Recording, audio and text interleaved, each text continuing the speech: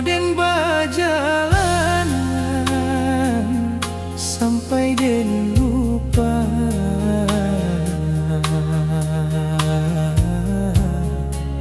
arah nan sabananyo.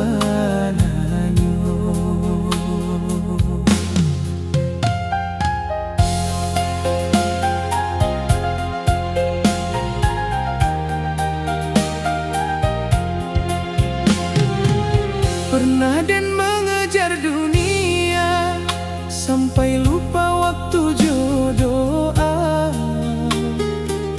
Banyak nan den cari di luar, tapi hati tetap indah tenang.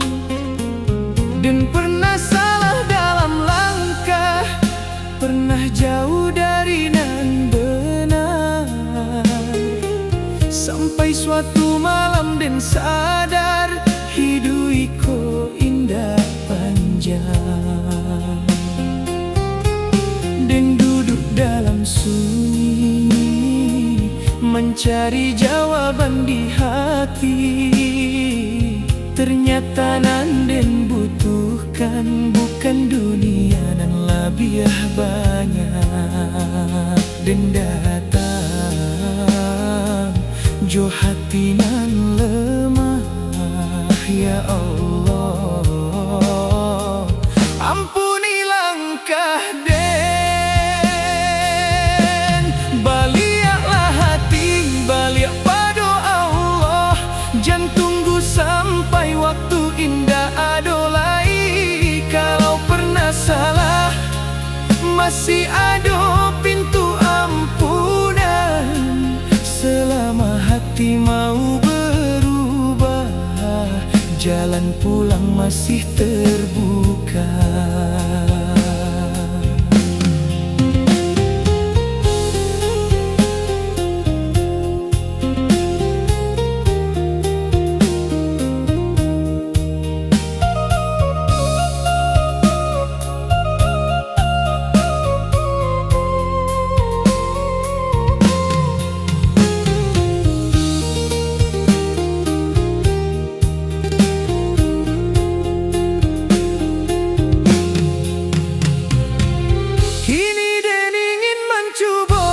Membuat hidup lebih berarti. Indah perlu nampak sempurna, cukup jujur dalam menjalani. Dan masih sering khilaf, masih banyak nan harus dipelajari. Tapi kini den tahu arah saat hati dekat jo ilahi. Rezeki den serahkan padonyo, usaha tetap den jalankan. Karena hidup bukan tentang siapa paling tinggi di dunia. Pelan-pelan dan memperbaiki diri, jodoh jo usaha setiap hari. Baliaklah hati, balik pada Allah.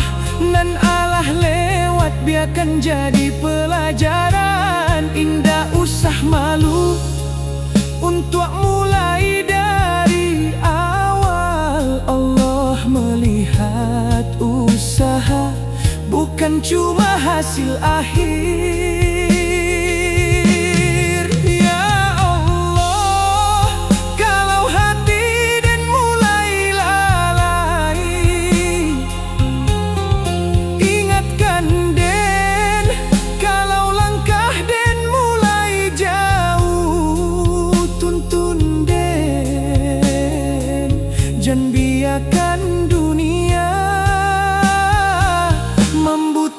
dan hati.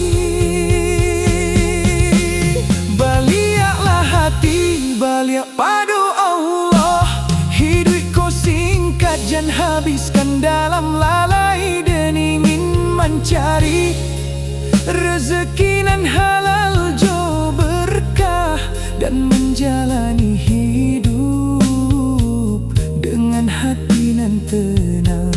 Nan alah salah dan jadikan pelajaran nan akan datang, dan hadapi jodoh